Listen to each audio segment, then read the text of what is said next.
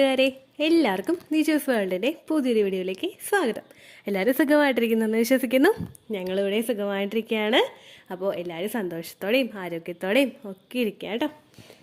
ഇന്നത്തെ വീഡിയോയിൽ സംസാരിക്കുന്നത് ഇംപ്ലാന്റേഷൻ നടക്കുന്ന സമയങ്ങളിൽ നമ്മൾ ഒട്ടും തന്നെ ഉപയോഗിക്കാനായിട്ട് പാടില്ലാത്ത ഇന്ത്യൻ ഫുഡ്സിനെ പറ്റിയിട്ടാണ്. നമ്മൾ ഒരുപാട് പുറത്തു നിന്നുള്ള ഫുഡ്സിനെ ഉപയോഗിക്കുന്ന ഒരു ബർഗർ, പിസ്സ, ഡോണറ്റ് അല്ലെങ്കിൽ ഷവർമ അങ്ങനെയുള്ള കാര്യങ്ങളൊക്കെ ഉപയോഗിക്കുന്നതിനെ പറ്റിയിട്ട് പറഞ്ഞിട്ടുണ്ട്. അപ്പോൾ ഇന്ത്യൻ ഫുഡ്സ് എന്തൊക്കെയാണ് നമ്മൾ ഡെയിലി ഉപയോഗിക്കുന്നത്, നമ്മൾ വീട്ടിൽ പ്രിപ്പയർ ചെയ്യുന്നതാണെങ്കിൽ നമ്മൾ ശ്രദ്ധിക്കാതെ ഉപയോഗിക്കുന്ന പല വസ്തുക്കളും പല ഭക്ഷണ പദാർത്ഥങ്ങളും നിങ്ങൾക്ക് ഇംപ്ലാന്റേഷൻ ഫെയിൽ ആകാനായിട്ട് കാരണമാകുന്നുണ്ട്.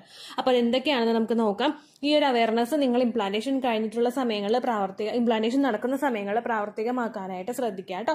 അപ്പോൾ നമുക്ക് വീഡിയോ സ്റ്റാർട്ട് ചെയ്യാം.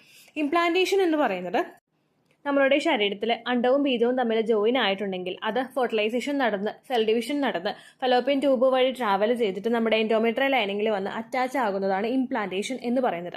നോർമലി നമ്മളുടെ ശരീരത്തിൽ ഓവുലേഷൻ കഴിഞ്ഞിട്ട് 6 മുതൽ 12 ദിവസത്തിനകത്തായിരിക്കും ഇംപ്ലാന്റേഷൻ സംഭവിക്കുന്നത്. ഇംപ്ലാന്റേഷൻ നമ്മൾ ഒന്നും ചെയ്ത് കൊടുക്കാതെ തന്നെ നാച്ചുറലി നടക്കുന്ന ഒരു പ്രവർത്തനമാണ്. അതായത് അണ്ടവും ബീജവും ക്വാളിറ്റി ഉണ്ടെങ്കിൽ അത് നാച്ചുറലായിട്ട് തന്നെ പലർക്കും പ്രഗ്നൻസി ആവുക തന്നെ ചെയ്യും. നമ്മൾ അഡീഷണൽ ഒരു സപ്പോർട്ട് കൊടുക്കേണ്ട ആവശ്യമില്ല. എന്നാൽ നേരെ മറിച്ച് ഒരുപാട് നാളുകളായിട്ട് ഫെർട്ടിലിറ്റി ട്രീറ്റ്മെന്റുകൾ എടുക്കുന്നവരും ഇനി ട്രീറ്റ്മെന്റ് എടുക്കാതെ തന്നെ ഒരുപാട് നാളുകളായിട്ട് പ്രഗ്നൻസി ട്രൈ ചെയ്യുന്നവരും കുറച്ച് കാര്യങ്ങളൊന്ന് അഡീഷണൽ ആയിട്ട് ശ്രദ്ധിക്കുന്നത് നമ്മുടെ ശരീരത്തിന് ഇംപ്ലാന്റേഷൻ നടക്കാൻ വേണ്ടിയിട്ട് ഒരു സപ്പോർട്ട് കൊടുക്കുന്നതിന് വേണ്ടിയിട്ട് സഹായിക്കുന്നു.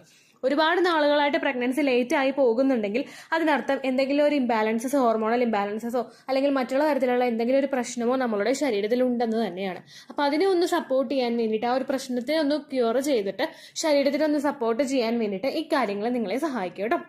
അപ്പോൾ നമുക്ക് വീഡിയോ സ്റ്റാർട്ട് ചെയ്യാം.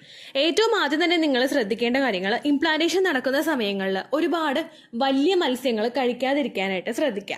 ഒരുപാട് വലിയ മത്സ്യങ്ങളിലും അതുപോലെ സീ ഫുഡ്സ് നമ്മുടെ കടലിൽ ഉണ്ടാകുന്ന മത്സ്യങ്ങളിലും ഒക്കെ കൂടുതലായിട്ട് മെർക്കുറി കണ്ടന്റ് അടങ്ങിയിട്ടുണ്ട്. മെർക്കുറി കണ്ടന്റ് അമിതമായിട്ട് നമ്മളുടെ ശരീരത്തിന് ഓവുലേഷൻ കഴിഞ്ഞതിന് ശേഷം എത്തുകയാണെങ്കിലോ ഓവുലേഷൻ സമയത്ത് എത്തുകയാണെങ്കിലോ അത് നമ്മുടെ അണ്ടത്തിനെയും ബീജത്തിനെയും ഒക്കെ സാരമായിട്ട് തന്നെ ബാധിക്കും. ഇംപ്ലാന്റേഷൻ നടക്കുന്നതിനെയും അത് ബാധിക്കുക തന്നെ ചെയ്യും. ഇപ്പോൾ ഒരുപാട് പേരുണ്ട് വീട്ടിലിപ്പോൾ എല്ലാ ദിവസവും മീൻ മേടിച്ച് വെക്കുന്ന ഒരുപാട് പേരുണ്ട്. നമ്മൾ കുഞ്ഞു കുഞ്ഞു മീനുകളായിട്ടുള്ള ചാള, അയല അല്ലെങ്കിൽ കുഞ്ഞു കുഞ്ഞു കൊഴുവ ഇങ്ങനെയുള്ള മീനുകളൊന്നും നമ്മൾ കഴിക്കുന്നതുകൊണ്ട് പ്രശ്നമില്ല. പക്ഷേ ഈ ചൂര, സ്രാവ് അങ്ങനെയുള്ള വലിയ വലിയ മീനുകൾ ഉണ്ടാവില്ലേ, ഇതിലൊക്കെ ആയിരിക്കും കുഞ്ഞു മീനുകളെ അപേക്ഷിച്ച് കൂടുതലായിട്ട് മെർക്കുറി കണ്ടന്റ് അടങ്ങിയിട്ടുള്ളത്. അങ്ങനെയുള്ള ഫിഷ് ഐറ്റംസ് നിങ്ങൾ അവോയ്ഡ് ചെയ്യാനായിട്ട് ശ്രദ്ധിക്കുന്നത് നല്ലതായിരിക്കും. അടുത്തതായിട്ട് ശ്രദ്ധിക്കേണ്ട കാര്യം, മുള വന്ന പൊട്ടാറ്റോ കഴിക്കുന്നത് അവോയ്ഡ് ചെയ്യുക. നമ്മളൊക്കെ വീട്ടിൽ ഉരുളക്കിഴങ്ങ് എടുത്തു കഴിയുമ്പോഴേക്കും മുള വന്നിട്ടുണ്ടെങ്കിൽ നമ്മൾ ആ ഒരു പോർഷൻ ചെത്തിക്കളഞ്ഞിട്ട് ഉരുളക്കിഴങ്ങ് ഉപയോഗിക്കാറാണല്ലേ പതിവ്. എല്ലാവരുടെ വീട്ടിലും അങ്ങനെയൊക്കെ തന്നെയാണ് ഉപയോഗിക്കുന്നത്. പക്ഷേ നോർമലി നമ്മൾ മുള വരാത്ത ഉരുളക്കിഴങ്ങ് കഴിച്ചു കഴിഞ്ഞാൽ ഒരുപാട് ബെനഫിറ്റ് നമ്മളുടെ ശരീരത്തിലുണ്ടാകും.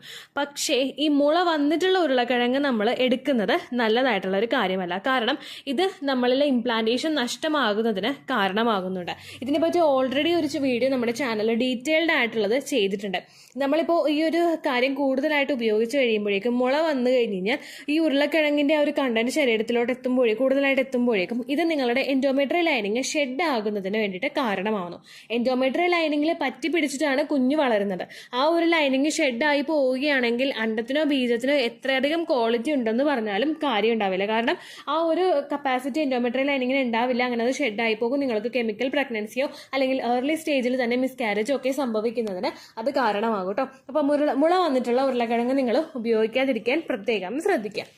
അടുത്തതായിട്ട് നിങ്ങൾ ശ്രദ്ധിക്കേണ്ട കാര്യമാണ് മുരിങ്ങാക്കോല് നിങ്ങൾ കേട്ടിട്ടുണ്ടാകും. ഒരുപാട് പേര് പറയുന്നൊരു കാര്യമാണ് മുരിങ്ങാക്കോല് കഴിക്കരുത്, അതുപോലെ തന്നെ ഈ ഉരുളക്കിഴങ്ങ് മുള വന്നതൊന്നും കഴിക്കരുത് എന്നൊക്കെ പലരും നമ്മുടെ പൂർവികരും അല്ലെങ്കിൽ നമ്മുടെ മൂത്ത ആളുകളൊക്കെ നമുക്ക് പറഞ്ഞു തരാറുണ്ട്. ഈ മുരിങ്ങക്കോല് നമ്മൾ കൂടുതലായിട്ട് കഴിച്ചു കഴിഞ്ഞാൽ ഇത് നിങ്ങളുടെ യൂട്രസിന്റെ മസിൽസിനൊന്ന് സ്മൂത്ത് ആക്കുന്നതിന് വേണ്ടിയിട്ട് കാരണമാകുന്നു. ഇങ്ങനെ വന്ന് സ്മൂത്തായി പോയി കഴിഞ്ഞ് കഴിഞ്ഞാൽ നമുക്ക് പെട്ടെന്ന് തന്നെ മിസ്കാരേജ് ഉണ്ടാകുന്നതിനുള്ളൊരു സിറ്റുവേഷൻ ഉണ്ടാകുന്നതിനും അത് കാരണമാകുന്നു. ഇതിനെ പറ്റിയിട്ട് ഓൾറെഡി വീഡിയോ നമ്മുടെ ചാനലിലുണ്ട്. നിങ്ങൾക്ക് ഡീറ്റെയിൽഡ് ആയിട്ട് അറിയണമെങ്കിൽ വീഡിയോ കണ്ടു നോക്കുക. നിജോസ് വേൾഡ് ഡ്രം സ്റ്റിക്ക് എന്ന് ടൈപ്പ് ചെയ്ത് കഴിഞ്ഞാൽ നിങ്ങൾക്ക് ആ വീഡിയോ ലഭിക്കുന്നതായിരിക്കും കേട്ടോ. മുരിങ്ങാക്കോല് കൃത്യമായിട്ട് എടുത്തു കഴിഞ്ഞാൽ, അതായത് ഓവുലേഷൻ നടക്കുന്ന സമയത്തൊക്കെ മുരിങ്ങാക്കോൽ എടുത്തു കഴിഞ്ഞാൽ അത് നിങ്ങൾക്ക് പ്രഗ്നൻസി കിട്ടാനായിട്ട് സഹായിക്കും. പക്ഷേ ഓവുലേഷൻ കഴിഞ്ഞിട്ടുള്ള സമയങ്ങളിൽ മുരിങ്ങാക്കോൽ എടുക്കേണ്ട ആവശ്യമില്ല കേട്ടോ. അപ്പോൾ അതെങ്ങനെയൊക്കെയാണ് യൂസ് ചെയ്യേണ്ടതെന്നുള്ള കൃത്യമായിട്ട് ആ വീഡിയോയിൽ പറയുന്നുണ്ട് കേട്ടോ. അടുത്തതെന്ന് പറയുന്നത് നമ്മൾ തിളപ്പിക്കാത്ത പാൽ ഉപയോഗിക്കുക, അല്ലെങ്കിൽ മുഴുവനായിട്ട് വേകാത്ത മുട്ട ഉപയോഗിക്കുക. മുഴുവനായിട്ട് വേകാത്ത മുട്ട എന്ന് പറയുമ്പോഴേക്കും നമ്മൾ ബുൾസൈ അടിച്ച് കഴിക്കുക, അല്ലെങ്കിൽ ഇപ്പോൾ പച്ചമുട്ട കുടിക്കുന്നവരുണ്ടാകും, അല്ല എന്തെങ്കിലുമൊക്കെ ബുദ്ധിമുട്ടുണ്ടെങ്കിൽ പച്ചമുട്ടയിൽ എന്തെങ്കിലുമൊക്കെ ആഡ് ചെയ്തിട്ട് കഴിക്കുന്നവരുണ്ടാകും, ബുൾസൈ കഴിക്കുന്നവരുണ്ടാകും. അല്ലെങ്കിൽ നമ്മൾ പുഴുങ്ങിയ മുട്ടയാണെങ്കിലും ഫുള്ളി കുക്ക്ഡ് ആവാത്ത രീതിക്ക് മുട്ട ഉപയോഗിക്കുന്നത് നമ്മളുടെ ശരീരത്തിലെ ബാക്ടീരിയാസ് പ്രവേശിക്കുന്നതിന് കാരണമാകുന്നു. ഇതേ സെയിം കാര്യം തന്നെയാണ് നമ്മൾ തിളപ്പിക്കാത്ത പാൽ ഉപയോഗിക്കുമ്പോഴും നമുക്ക് സംഭവിക്കുന്നത്. നമ്മൾ പാക്കറ്റ് പാൽ മേടിച്ചിട്ട് അത് തിളപ്പിക്കാതെയൊക്കെ ഉപയോഗിക്കുകയാണെങ്കിൽ അതും നിങ്ങളുടെ ശരീരത്തിലെ ബാക്ടീരിയാസ് ഫോം ചെയ്യുന്നതിന് കാരണമാകുന്നു. നമ്മളിപ്പോൾ ഇംപ്ലാന്റേഷൻ നടക്കുന്ന സമയത്ത് ഒരു തവണ ഒരു ഷേക്ക് പുറത്തുനിന്ന് ഉണ്ടാക്കി കുടിച്ചു കഴിഞ്ഞാൽ അത് നിങ്ങളുടെ പ്രഗ്നൻസി നഷ്ടമാകും എന്നല്ല കേട്ടോ.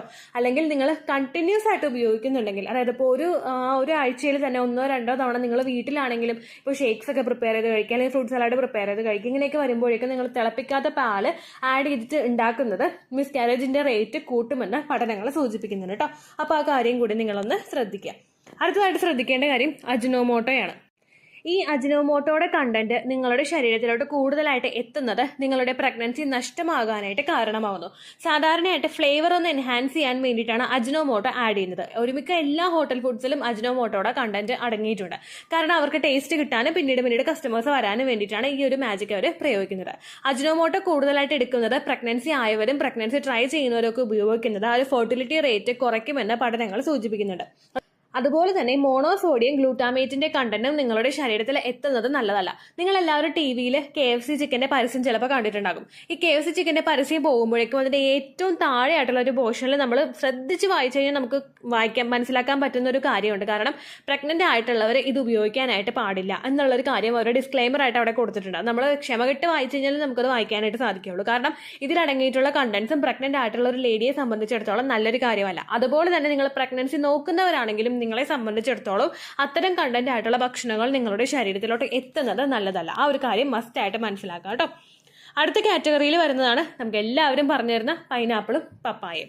ഈ പൈനാപ്പിളും പപ്പായ എന്ന് പറയുന്നത് നിങ്ങൾ കൃത്യമായിട്ട് സമയത്ത് എടുത്തില്ല എങ്കിൽ, അതായത് ഇപ്പോൾ പൈനാപ്പിൾ എന്ന് പറയുന്ന കണ്ടന്റ് നിങ്ങളൊരു ഓവുലേഷൻ കഴിഞ്ഞിട്ട്, ഓവുലേഷൻ മുതൽ 6 to 12 ഡേയ്സിനകത്താണ് ഇംപ്ലാന്റേഷൻ സംഭവിക്കുന്നത്. ഈ ഓവുലേഷൻ ഡേറ്റ് മുതൽ 5ാമത്തെ ദിവസം വരെ, ഓവുലേഷൻ ഡേയിന് നമ്മൾ 1 ആയിട്ട് എടുത്തു കഴിഞ്ഞാൽ അവിടെ മുതൽ 5ാമത്തെ ദിവസം വരെ നിങ്ങൾ ഈ ഒരു പൈനാപ്പിൾ ഉപയോഗിക്കുന്നത് നിങ്ങൾ പ്രഗ്നന്റ് ആകാനായിട്ടുള്ള സാധ്യത വർദ്ധിപ്പിക്കുന്നു. പൈനാപ്പിൾ കോർ നമ്മൾ കഴിക്കുന്നത്, അതായത് ആ പൈനാപ്പിൾ ഫുള്ളായിട്ട് അതിന്റെ നടുക്കുള്ള കട്ടിയുള്ള ഭാഗം ചെത്തിക്കളയാതെ ഫുള്ളായിട്ട് ഉപയോഗിക്കുന്നത് പ്രഗ്നന്റ് ആകാൻ വേണ്ടിയിട്ടുള്ള സാധ്യതയെ വർദ്ധിപ്പിക്കുന്നു. എന്നാൽ നിങ്ങൾ ഓവുലേഷൻ കഴിഞ്ഞതിന് ശേഷം ഈ ഒരു ഇംപ്ലാന്റേഷൻ നടക്കുന്ന സമയത്ത് പൈനാപ്പിൾ കോർ ഉൾപ്പെടെ കഴിക്കുന്നത് പ്രഗ്നൻസി നഷ്ടമാക്കാനായിട്ടും കാരണമാകുന്നു. കാരണം യൂട്രസിലെ കോൺട്രാക്ഷൻസ് ഉണ്ടാവുന്നതിന് കാരണമാകുന്നു. ഇതിലടങ്ങിയിട്ടുള്ള ബ്രോമലിൻ എന്ന് പറയുന്ന കണ്ടന്റ് ആണ് നമുക്ക് യൂട്രസിലെ കോൺട്രാക്ഷൻസ് ഉണ്ടാവുന്നത്. യൂട്രസിൽ കോൺട്രാക്ഷൻസ് വന്നു കഴിഞ്ഞാൽ എളുപ്പത്തിൽ നമുക്ക് മിസ്കാരേജ് ഉണ്ടാക്കാനായിട്ടുള്ള സാധ്യതയും അവിടെ വർദ്ധിക്കും. അതുപോലെ തന്നെ പപ്പായയും പച്ച പപ്പായയും നമ്മൾ ആ ഒരു സമയത്ത് കഴിക്കാനായിട്ട് പാടില്ല. പിന്നെ നിങ്ങൾ മസ്റ്റായിട്ട് ശ്രദ്ധിക്കേണ്ട കാര്യം, 1 പീസോ 2 പീസോ നിങ്ങൾ കഴിച്ചു കഴിഞ്ഞാൽ ഒരിക്കലും നിങ്ങൾക്ക് മിസ്കാരേജ് ഉണ്ടാവില്ല. ആ ഒരു കാര്യം ഓർത്ത് നിങ്ങൾ വിഷമിക്കേണ്ട. ചില ആളുകൾ ഉണ്ടാവും പീരിയഡ്സ് ഇൻഡ്യൂസ് ചെയ്യാൻ വേണ്ടിയിട്ട് ഒരു ഫുൾ പൈനാപ്പിൾ ഇരുന്ന് കഴിക്കുന്നവരുണ്ടാകും. അങ്ങനെയുള്ളവർക്ക് പിറ്റേ ദിവസം തന്നെ പീരിയഡ്സ് ആകും. ഞാനൊരു എക്സാമ്പിൾ ആണ് കേട്ടോ. കാരണം എനിക്ക് പീരിയഡ്സ് വരാതിരുന്നപ്പോഴേക്കും ഞാനൊരു ഫുൾ പപ്പായ എടുത്ത് കഴിച്ചു, പൈനാപ്പിൾ എടുത്ത് കഴിച്ചു. പിറ്റേ ദിവസം തന്നെ എനിക്ക് പീരിയഡ്സ് ആയി. അതുപോലെ തന്നെ പപ്പായ ഞാൻ ട്രൈ ചെയ്ത വിഷയമായിരുന്നു. അത് പീരിയഡ്സ് വരാനായതുകൊണ്ടാണ് അത് പീരിയഡ്സ് ഉണ്ടായത് കേട്ടോ. പക്ഷെ നമ്മൾ കണ്ടിന്യൂസ് ആയിട്ട് എടുത്ത് കഴിക്കുന്നത്, ഓരോരുത്തരുടെയും ശരീരപ്രകൃതി ഡിഫറെന്റ് ആയതുകൊണ്ട് നമ്മൾ കണ്ടിന്യൂസ് ആയിട്ട് ഒരുപാട് പീസ് എടുത്ത് കഴിച്ചു കഴിഞ്ഞാൽ അത് പ്രഗ്നൻസി നഷ്ടമാക്കാനായിട്ടും കാരണമാകും. അപ്പോൾ ആ ഒരു മിസ്റ്റേക്കും നിങ്ങൾ ചെയ്യാതിരിക്കുക. ഇത്രയുമാണ് നിങ്ങൾ അവോയ്ഡ് ചെയ്യേണ്ട കാര്യങ്ങൾ. പിന്നെ അതുപോലെ തന്നെ ബീഫ് കഴിക്കുന്ന സമയത്ത് റെഡ് മീറ്റ് ഒക്കെ ഒരുപാട് ഉപയോഗിക്കാതിരിക്കാൻ നിങ്ങൾ ശ്രദ്ധിക്കുക.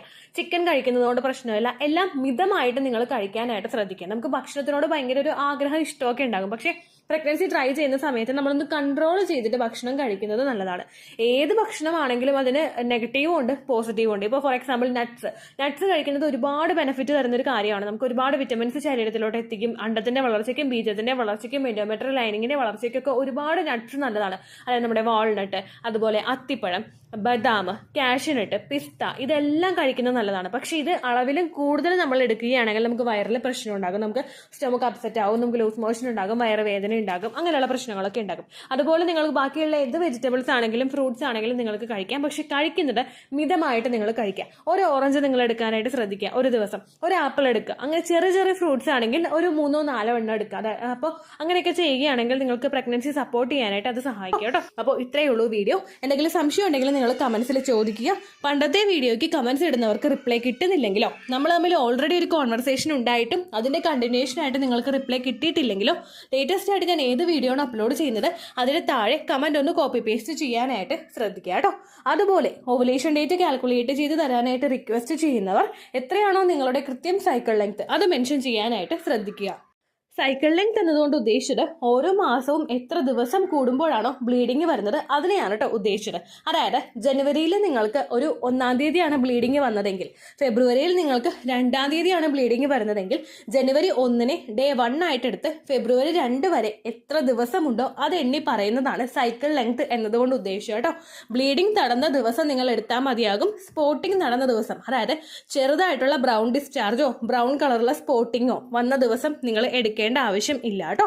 അപ്പോൾ ഇതുപോലെ തന്നെ നിങ്ങൾ ശ്രദ്ധിക്കുക. സൈക്കിൾ ലെങ്ത് ചോദിക്കുന്ന സമയത്ത് എന്നാണോ ഡേറ്റ് അത് നിങ്ങൾ മെൻഷൻ ചെയ്യാതിരിക്കുക. അതായത് ചില ആളുകൾ ജനുവരി 16, ഫെബ്രുവരി 14 അങ്ങനെ പറയും. അങ്ങനെ പറഞ്ഞുകൊണ്ട് കാര്യമില്ല കേട്ടോ. അപ്പോൾ ഇത്രയേ ഉള്ളൂ വീഡിയോ. അടുത്തൊരു യൂസ്ഫുൾ വീഡിയോ ആയിട്ട് നമുക്ക് വീണ്ടും കാണാം. ബൈ.